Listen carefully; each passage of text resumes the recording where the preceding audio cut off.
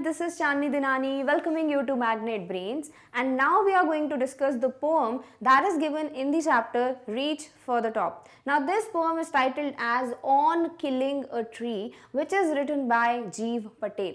Now this particular poem is a sensitive poem. यहाँ पर ये जो पोएट हैं जीव पटेल, वो आपको ये बताना चाहते हैं कि हम क्या करते हैं, हम ट्रीज को कट कर देते हैं, हम लोग एक्स यूज़ करते हैं, कुल्हाड़ी यूज़ करते हैं और उससे सीधे ब्रांच को कट कर देते हैं ऑफ ट्रीज. बट फिर क्या होता है, धीरे धीरे वहीं से एक नया ट्री जो है वो वापस ग्रो होने लगता है.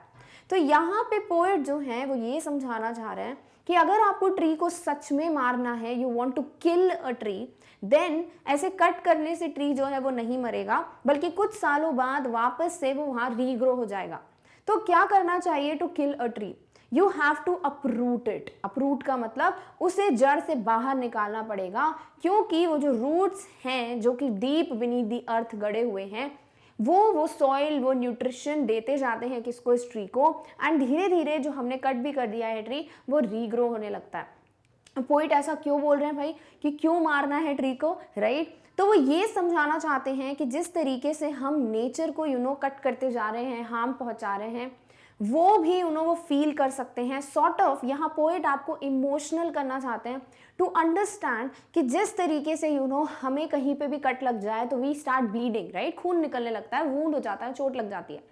सिमिलरली जब हम किसी ट्री को कट करते हैं तो एक लिक्विड बाहर आता है जिसे सैप कहा जाता है. तो वहाँ पोएट कहते हैं कि the way blood comes out of our body when we have a cut और something on our skin, similarly जब ट्री को कट करते हो तो दे ऑल्सो ब्लीड. यानी यहाँ ह्यूमन बीइंग से कंपेयर किया गया है ट्रीज को, ताकि आप भी समझें कि they also have some feelings, they also can they also bleed because the bark bleed, sap निकलता है.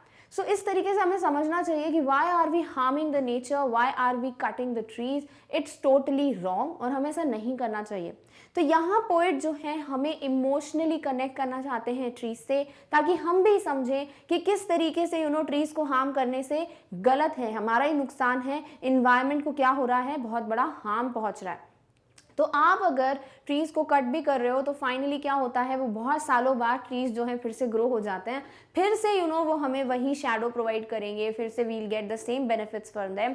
But why to kill a tree? Killing a tree बोला गया है यहाँ पर, कट अ ट्री नहीं बोला है, यानी क्योंकि पोएट हमें कनेक्ट कर रहे हैं उनसे, ठीक है. So he wants to tell us कि this way we are not going to ever harm the trees, because आप कितना भी कट करते जाओ वो वापस उगते जाएंगे, इन्वायरमेंट फिर से रहेगी, नेचर फिर से रहेगी हमारे लिए.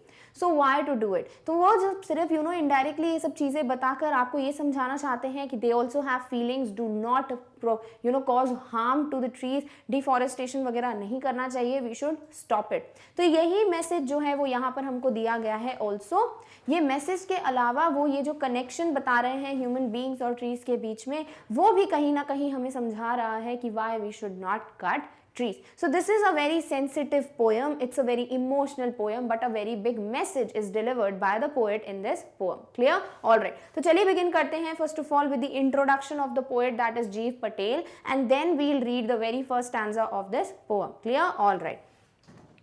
So this poem is written by Jeev Patel, who is an Indian poet. जैसे कि आप surname पढ़ रहे हैं Patel, you would have got to understand that he is a Indian playwright, painter as well as a practising physician. तो वो physician भी हैं, प्ले भी लिखते हैं, वो एक पेंटर भी हैं, एंड साथ ही साथ वो एक बहुत वेल नोन इंडियन पोएट भी हैं. He belongs to a group of writers who have subscribed themselves to the green movement, which is involved in an effort to protect the environment. तो वो कुछ poets हैं जो कि green movement, greenery मतलब nature, environment, यानी environment के protection के लिए जो कुछ poets लिखते हैं, उन्हीं में से एक poet ये भी हैं. That means these poets are writing something so that they can convey the message to people like us, specifically younger generation like us, so that we do something to stop the harm that is being caused to the nature, because nature is something जो कि बहुत important है सबके लिए. Trees are very important, animals are very important, everything in this environment, pollution नहीं होना चाहिए, clean air, everything is important. क्यों है उसका रीजन सबको देने की जरूरत नहीं है, because we all know, right? तो ये नेचर की प्रोटेक्शन, एनवायरमेंट प्रोटेक्शन के लिए जो भी राइटर्स लिखते हैं उन्हें हमने कहा है sort of they have subscribe themselves for the green movement. और उसी ग्रुप के पार्ट कौन है? हमारे पोएट, दैट इज जीव पटेल. तो इन्होंने भी ये जो पोएम लिखी है on killing a tree is somewhere kind of conveying the message to us that we should work towards protecting the environment. Clear? So on killing a tree tells us that only cutting the branches or cutting its stem is not enough to kill a tree. We need to cut out the root and dry it in the sun so that it is destroyed. तो यहाँ पे ये बता रहे हैं poet हमको इस complete poem में that it's not enough कि आप सिर्फ एक जोर से एक्स मार दो किस पे, ट्री पे, दैट इज कुल्हाड़ी मार दो और उससे जो है कट जाएगा tree, so that is enough to kill a tree. Kill करना मतलब क्या होता है कि वो फिर बाद में नहीं ग्रो हो सकता, लिव नहीं कर सकता, राइट? जैसे कि ह्यूमन बींग्स की बात हो रही है, once they are killed, once they die, they can not come back, right? Similarly trees की बात हो रही है कि अगर आपको उनको किल करना है, कंप्लीटली डिस्ट्रॉय करना है, तो उसके लिए सिर्फ एक नॉर्मल कट से कुछ नहीं होने वाला, बल्कि you have to uproot the trees. वो रूट्स जो है उनको ड्राई करना पड़ेगा, उनको हमेशा के लिए डिस्ट्रॉय करना पड़ेगा, तभी ट्री को आप हमेशा के लिए मार सकते हो. सो दिस इज समथिंग जो कि पोएट जो है वो हमें यहाँ पर कन्वे कर रहे हैं. क्लियर? अब वो क्या बोलना चाह रहे हैं एग्जैक्टली वो हम देखेंगे इन द स्टैंजा, ज्यादा अच्छे से समझ आएगा. So let's read the very first stanza that is given in this poem. It takes much time to kill a tree. Not a simple jab of the knife will do it. It has grown, slowly consuming the earth, rising out of it, feeding upon its crust, absorbing years of sunlight, air, water, and out of its leprous hide sprouting leaves.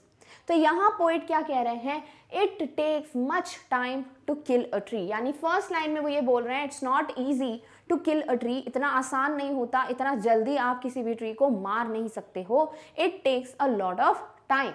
Not a simple jab of the knife. Jab का मतलब क्या होता है, sudden rough blow, एकदम से कुल्हाड़ी से मारना किसको, ट्री ट्रंक को, उसे कहते हो जैब. क्लियर? तो जिस तरीके से यहाँ पे ट्री है, सॉर्ट ऑफ इमेजिन करो एक एक्स है और उसको हम बहुत जोर से मार रहे हैं किस पे, ट्री पे, जो कि आपने देखा भी होगा इसी तरीके से पेड़ को काटा जाता है. तो वो एक सिंपल जैब जो है of the knife will do it. It has grown, यानी कि पहले दिया है नॉट अ सिंपल जैब, यानी कि ऐसा नहीं है कि आप सिर्फ कोई मार दे कुल्हाड़ी से, वो पेड़ गिर जाए तो इससे वो मर जाएगा. नहीं, it's not that simple. It has grown slowly consuming the earth. क्योंकि ट्री जो है वो कैसे ग्रो हुए हैं, उन्होंने धीरे धीरे अर्थ को कंज्यूम किया है. इसका मतलब क्या हुआ कि जो ट्रीज हैं उनके रूट्स कहाँ होते हैं, नीचे धरती में, अर्थ में, और वो क्या खाते हैं वहां से, सॉइल. ठीक है, जो मिट्टी है उसमें जितने भी न्यूट्रिएंट्स प्रेजेंट हैं, जो मॉइस्चर है, जो वाटर है, वो सब एब्जॉर्ब करते हैं रूट्स और उसी से उनकी ग्रोथ होती है, राइट? तो यहाँ पे वो बोल रहे हैं slowly consuming the earth, rising out of it, feeding upon its crust. यानी कि अर्थ क्रस्ट जो है, जो सॉइल है, जो उसमें प्रेजेंट न्यूट्रिएंट्स हैं, जो वाटर है, मॉइस्चर है, वो सब कंज्यूम किया है ट्रीज ने, बहुत धीरे धीरे खाया है उसको, एंड देन उससे वो ग्रो हुए हैं. Years of sunlight, air, water. और क्या एब्जॉर्ब किया है, सालों साल इतनी ज़्यादा sunlight, air, water, carbon dioxide चाहिए उनको खाना बनाने के लिए, देन वाटर. तो ये सब चीज़ें उन्होंने सालों साल एब्जॉर्ब की हैं और उसी की वजह से ये जो ट्री है वो ग्रो हो पाया है. And out of its leprous hide sprouting leaves. तो लेप्रस हाइड क्या बोला है, डिसकलर्ड बार्क. तो जब बार्क देखते हो ट्री का तो देखो हर जगह कलर डिफरेंट होता है, कहीं डार्क होगा, कहीं लाइट होगा, कहीं पे बहुत ज़्यादा लाइट होगा. तो लेप्रस क्यों बोला है, because there is a disease जिसे लेप्रेसी कहते हो, और उससे क्या होता है ना, स्किन पैचेस जाते हैं स्किन पे, डिफरेंट कलर्स के, सॉर्ट ऑफ लाइट कलर्स के स्किन पे पैचेस जाते हैं. स्किन क्या हो जाती है, डिसकलर्ड, अलग अलग कलर की हो जाती है. ठीक है, इसका मतलब ये नहीं रेनबो कलर हो जाते हैं, पैचेस हो जाते हैं वाइट लेप्रेसी डिसीज में, जिसकी वजह से ऐसा कह रहे हैं कि डिसकलर्ड बार्क होता है ना जैसे ट्री का, वैसी हमारी स्किन है. तो यहाँ लेप्रेस का मतलब है लेप्रेसी जो डिसीज है, और यहाँ हाइड का मतलब होता है स्किन. ठीक है, हाइड ऑफ द एनिमल्स बोलते हैं, स्किन ऑफ द एनिमल्स. सो यहाँ पर जैसे कि किसी को लेप्रेसी डिसीज होती है तो वो पैचेस हो जाते हैं स्किन पे, सिमिलरली यहाँ पर लेप्रस हाइड बोला गया है किसको, डिसकलर्ड बार्क को. स्प्राउटिंग लीव्स, और यहाँ से लीव्स क्या हो रही है, स्प्राउट हो रही हैं, धीरे धीरे ग्रो कर रही हैं. तो पर्टिकुलरली स्टैंजा में पोएट ये कह रहे हैं कि it takes very long duration, it takes a lot of time to kill a tree. It's not easy. It's just not like you just give a very big jab of the knife, यानी कि बहुत जोर से आप एक बार cut या blow कर दो नाइफ को तो उससे ट्री जो है वो मर जाएगा. It is not like that. slowly consuming the earth, rising out of it, feeding upon its crust, absorbing years of sunlight, air, water. तो बोल रहे हैं ट्री जो है इतनी इजीली ग्रो नहीं हुआ है, उसने बहुत सालों तक सनलाइट, एयर, वाटर एब्जॉर्ब की है, धीरे धीरे अर्थ को कंज्यूम किया, यानी कि जो सॉइल के न्यूट्रिएंट्स हैं उनको एब्जॉर्ब किया है, एंड देन ये ट्री जो है वो ग्रो हो पाया है।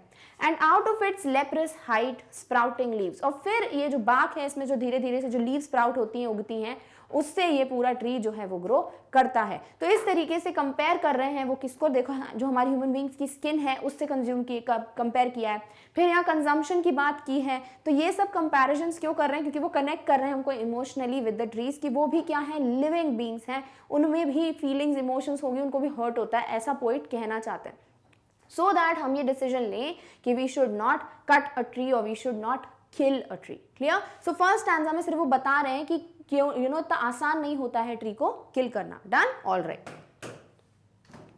Next is so hack and chop, but this alone won't do it, not so much pain will do it, the bleeding bark will heal, and from close to the ground will rise curled green twigs, miniature bows, which if unchecked will expand again to form a size। तो यहाँ पे poet कह रहे हैं सो hack and chop. Hack का मतलब क्या होता है, कट रफली बाय स्ट्राइकिंग हेवी ब्लोज, यानी जोर से भी मार दो अगर इसको, किसको, जो ट्री ट्रंक्स हैं, बहुत जोर से चॉप कर दो, यानी पीसेस में कट कर दो। क्या होता है, कट कर बिल्कुल काट देते हैं पेड़ को और फिर पीसेस में हो जाते हैं ना जो ट्री हैं।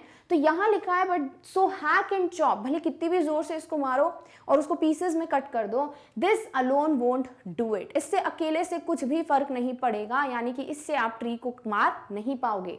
Not so much pain will do it, क्या बोल रहे हैं पोइट यहाँ पे कि जब आप इतनी जोर से मारोगे एक्स को या नाइफ को, किस पे, ट्री ट्रंक को, तो उनको पेन होगा। जैसे कि आपको कोई नाइफ मारे तो कट होगा तो क्या होगा, पेन होगा। सिमिलरली ट्रीज को भी जब इस तरीके से मारा जाता है कुल्हाड़ी से या एक्स से, तो उससे क्या होगा, उनको पेन होगा, बट उस पेन से भी वो मरने वाले नहीं हैं। The bleeding bark will heal, क्या बोला है, ब्लीडिंग बार्क, यानी कि ब्लीडिंग मतलब क्या होता है, खून निकलना, राइट। और यहाँ पे किसको बोला है, कहाँ से खून निकल रहा है, बाग से। तो क्योंकि जब बाग को आप कट करते हो तो सैप निकलता है, एक लिक्विड निकलता है। तो यहाँ इस सैप को ब्लड से कंपेयर किया है, और ये जो ट्रंक है उसे ह्यूमन बीइंग की बॉडी से कंपेयर किया है या फिर स्किन से कंपेयर किया है, कि जब हमें कोई कट पड़ता है तो ब्लड निकलता है, तो हमें क्या होती है, स्किन से ब्लीडिंग हो रही है। तो यहाँ क्या बोला है, the bleeding bark will heal, कि उनको चोट भी जो लगी हुई है बार्क को, क्योंकि उसको मारा है बहुत जोर से, उसको दर्द भी हो रहा है, ब्लीड भी कर रही है वो, यानी कि सैप निकल रहा है, खून निकल रहा है, दैट वुड ऑल्सो हील, वो भी ठीक हो जाएगा। And from close to the ground will rise curled green twigs, भले कट कर दो ट्री के ट्रंक को, बट धीरे धीरे नीचे से ट्विग्स ग्रो करने लगेंगे। मिनिएचर बोज, बोज का मतलब होता है मेन ब्रांच, तो यहाँ पे छोटे छोटे जो ब्रांच जो है वो ग्रो करने लगेंगे। Which if unchecked will expand again, और जिसको अगर आप फिर से ध्यान नहीं दोगे, आप जो है फिर से कट नहीं करोगे, तो फिर वो फैल जाएंगे, यानी कि आपने पूरा कट कर दिया, फॉरेस्ट ट्रीज वगैरह कट कर दी, बट वो फिर से ग्रो हो रहे हैं। टू फॉर्मर साइज, फॉर्मर मतलब पहले, यानी जितने बड़े ट्रीज थे जब आपने काटा था उतने ही बड़े वो फिर से हो जाएंगे।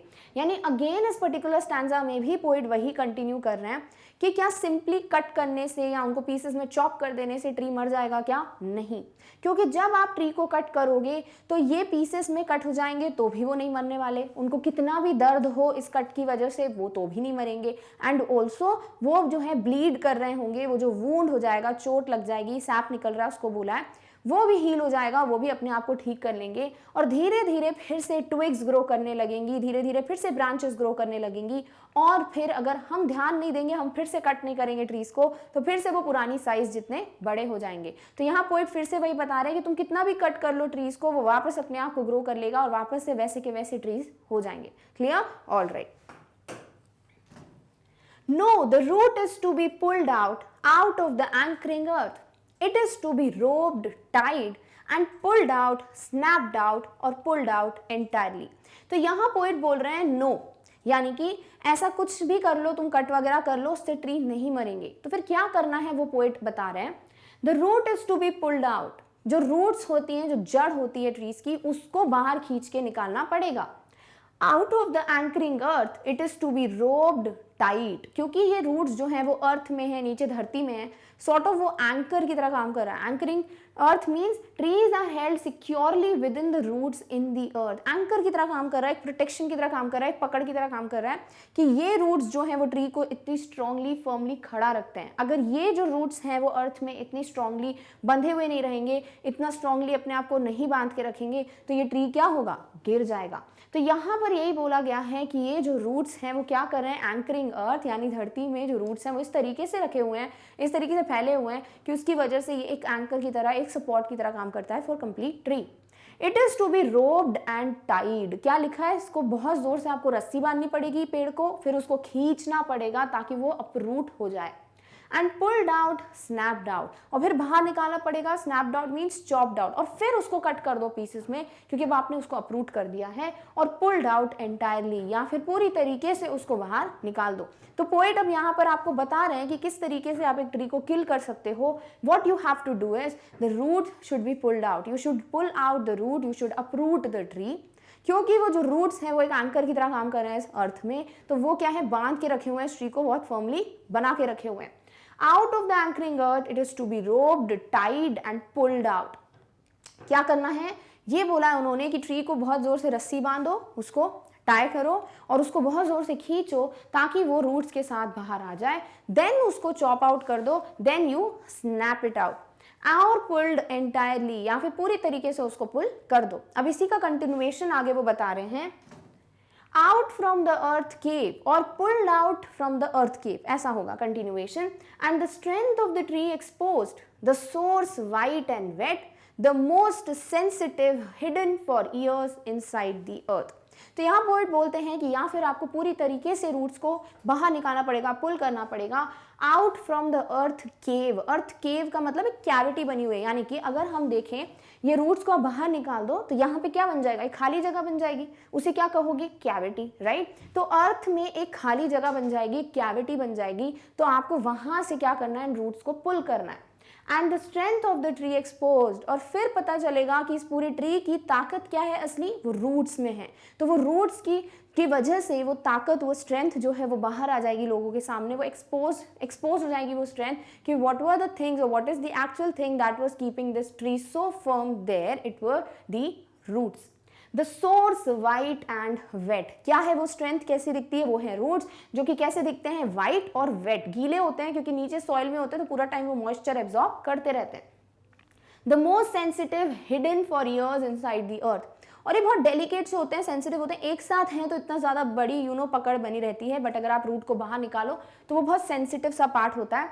And hidden for years inside the earth, और सालों साल ये अर्थ में ही छुपके रहते हैं, बाहर नहीं आते। तो यहाँ पर पोइट कह रहे हैं, दोनों ये कंप्लीट पूरा स्टैंजा जो है उसमें पोइट कहते हैं कि नहीं, ऐसा कुछ नहीं होगा कि आप चॉप कर दो पीसेस में तो ट्री मर जाएगा, बट करना क्या है भाई, जिससे ट्री को आप कंप्लीटली मार सकते हो। You can kill a tree, that is you have to uproot the tree, you have to tie a rope and then you have to pull it so that जो actual strength है किसकी tree की वो सामने आ जाए, expose हो जाए, and that actual strength is the roots that are white and wet and the most sensitive part of the tree. Also they are hidden for years inside the earth. तो यहाँ पे वो यही बता रहे हैं कि कितना भी तुम चॉप कर लो, कट कर लो, उनको प्रॉब्लम होती है, उनको पेन होता है, बट वो हीलिंग हो जाती है। Sometimes after some time they again regrow, again वो ट्री जो है फॉर्मर साइज जितनी हो जाती है। बट अगर आपको सच में ट्रीज को हमेशा के लिए हटाना है, जो कि कोई नहीं चाहेगा, बट अगर आपको हटाना है तो आप उसको अपरूट कर दो हमेशा के लिए, उसको पुल करो इस तरीके से कि जो उसकी स्ट्रेंथ है वो एक्सपोज हो जाए, वो रूट्स जो है बाहर आ जाए। क्लियर। अब आगे भी पोइट आपको यही बताएंगे कि इसके बाद आपको क्या करना है जब आपने ट्री को अपरूट कर दिया। Let's read it. Then the matter of scorching and choking in sun and air, browning, hardening, twisting, withering, and then it is done. तो पोएट कहते हैं जैसे ही आपने रूट्स को बाहर निकाल लिया, राइट, अब आपको क्या करना है, then the matter of scorching and choking, इसका मतलब drying up of the tree after being uprooted, that you should leave the tree so that वो dry होने लगे, वो सूखने लगे, उसके रूट्स भी क्या हो जाए, सूख जाए।